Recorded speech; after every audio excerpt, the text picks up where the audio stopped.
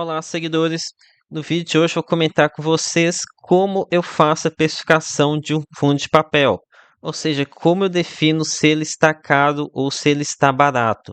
Aqui vai ser um vídeo mais focado naquele investidor holder, tá? Para ele saber se o fundo está barato ou se está caro.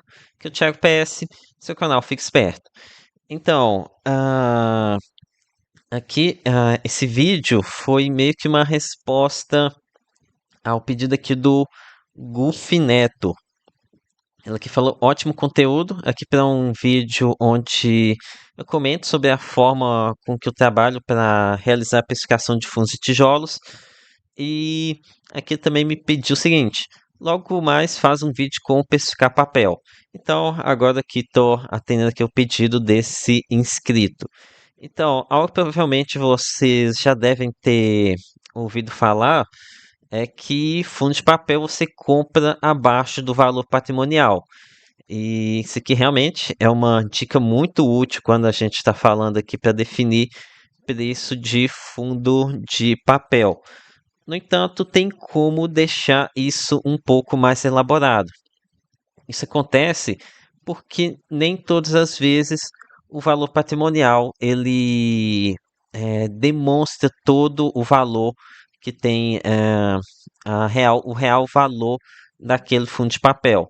Por exemplo, pode ter algum problema dentro desse fundo de papel e que não está sendo capturado pelo valor patrimonial.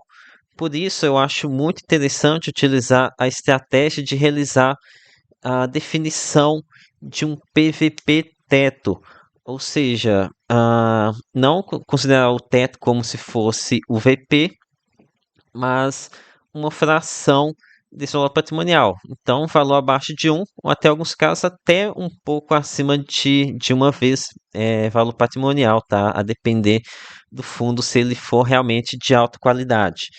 E aqui, meio que fazendo propaganda aqui também de um produto oferecido aqui para os assinantes aqui do canal, ah, aqui na precificação papel tem uma função que se chama preço teto, onde contém a minha definição de preço teto para vários FIIs. E aqui vou dar um caso, um exemplo prático aqui para vocês entenderem. Por exemplo, aqui o fundo, deixa eu pegar aqui o fundo, qual que eu pego aqui? Por exemplo, bot B11, o FINFA da Bocaína. Eu defini aqui para ele um desconto de 0,85 sobre o VP. Por que que eu fiz isso? O ativo bot B11, ele tem ali dentro da carteira dele uma debênture da MES e também tem debênture da Iguá. São dois ativos aqui que não estão ainda completamente com problema, algo extremamente grave, mas pode vir a dar problema no futuro. E esse tipo de problema, ele não é especificado no valor patrimonial. Então, o que eu faço aqui é definir um valor de desconto para esse problema. Que no caso, como são peças bem representativas, no caso que soma 17% do PL, eu fiz uma penalização pesada aqui sobre o preço teto que eu pago em bot B11. Mesmo assim, não especifiquei tudo, tá? Mas tem alguns casos onde eu gosto de ser bem rigoroso e classificar como caso perdido. Aqui, por exemplo, dar outro exemplo aqui para vocês. VRTA11. Aqui o fundo de papel da Veritar andou investindo aqui em alguns CRIs da Gafisa, uma incorporadora muito enrolada. E com isso, o que eu fiz aqui não vou esperar acontecer um problema, uma inadimplência com a Gafisa, algo que eu não tenho como saber se vai acontecer. Eu já logo de cara já defino que isso daqui não vale nada. Então, ao invés de aceitar um VP de uma vez, aceitar o VP do fundo, eu vou aceitar uma fração desse VP. Por exemplo, se a gente for somar aqui os CRs da Gafisa, dá por volta de uns 5% mais ou menos. Então, o que eu faço aqui para mim, VRTA 11 é apenas, eu só aceito pagar 0,95 do VP. Isso sem considerar outros fatores, tá? Apenas realizando esse desconto por conta dos problemas. Então, ó, essa aqui é uma metodologia que eu considero como bastante eficiente e fácil de se especificar se um fundo ele está barato ou não. É muito simples mesmo, tá? Você define esse PVP teto, é algo que você vai definir uma vez e pode durar bastante tempo, a não ser que venha acontecer algum fator adicional.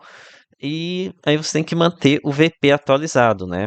Aí, basicamente, você vai multiplicar o VP pelo PVP teto, você chega ao preço teto, e então você pode comparar a cotação atual versus o preço teto, ver se tem margem de segurança ou não. Então, ó, aqui tem vários casos aqui que eu posso aqui citar, enfim, realmente é algo bem simples de se fazer.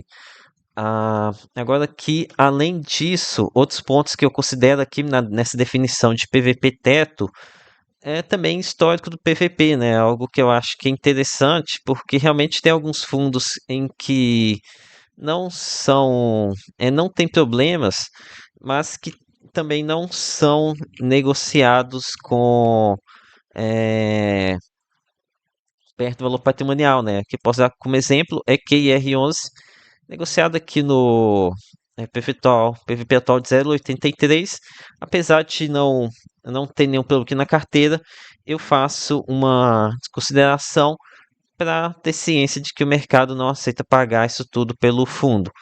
Além disso, eu aqui na minha planilha eu dou uma olhada na relação risco-retorno, aqui dou uma olhada em aspectos subjetivos, como história da gestora, a concentração da carteira.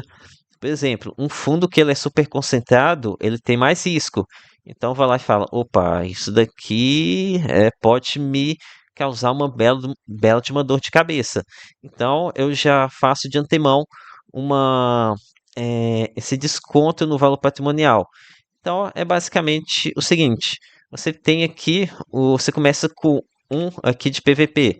Aí, por exemplo, em VRTA 11, eu vou tirar 5% aqui do PVP teto por conta de Gafisa. O fundo também tem exposição, fica fazendo ancoragem de FII de outros FIIs. Então, isso aqui é algo negativo. Vou lá, corta aqui, sei lá, uns 3%. Então, eu vou sempre diminuindo isso aqui para chegar num PVP teto em que eu vou pagar. Então, também tem alguns casos aqui em que eu aceito um pouco mais de ágio. Como, por exemplo, aqui a FHI11, coloquei aqui PVP teto de 1,03, porque isso é uma gestora de realmente muita qualidade. E, por exemplo, aqui Canuck 11 é um dos únicos fundos de papel CDI decente que a gente tem disponível. Então, ó, aqui eu já tenho uma tolerância ainda maior. Acho que eu aceito até 5% de ágio em Canuck 11 pela extrema qualidade da carteira e da gestora e da falta de oportunidade em fundo CDI. Então, ó, nem sempre isso meu vai ser abaixo de um, tá? Então aqui eu espero que tenha ficado claro esse modo de se especificar. Agora eu vou também comentar outra metodologia que eu utilizo também nessa especificação. Eu chamaria de spread de remuneração. É o seguinte, você deve imaginar, quanto maior o risco, mais você deve é, cobrar do yield desse fundo. Aqui vou utilizar um exemplo prático que fica mais fácil para entender. Exemplo entre Canuck 11 e Fiagos. Aqui eu penso o seguinte: Canuck 11 tem vejo ele como muito positivo, tem muita renda, tem segurança, é um fundo 100% CDI. Então aqui algo que eu defino é que para um Fiagro ele ser interessante para mim, eu tenho que ao menos pagar mais do que Canuck 11. Porque senão eu fico aqui em Canuck 11 recebendo algo similar com menos risco. Então, para mim não faz sentido entrar num Fiagro para receber menos do que um Canuck 11 da vida, por exemplo. Então, esse daqui foi um exemplo. É claro que isso daqui não são regras aqui, normas que você deve seguir, Vai ter sim alguns casos em que o Fiagro vai ser interessante também, talvez para diversificar, para fazer um trade. Isso aqui eu estou falando mais para o público holder, né? Então, acho basicamente para que eu utilizo para precificação de fundos de papel são essas duas metodologias: a definição de PVP teto e o spread de remuneração é, dentro de quanto maior o risco, mais eu tenho que exigir, isso comparando com pares. Então foi isso, galera. Espero ter curtido o vídeo. Peça seu like, se inscreva no canal. Lembre-se que nada aqui é recomendação de compra ou de venda. Até a próxima!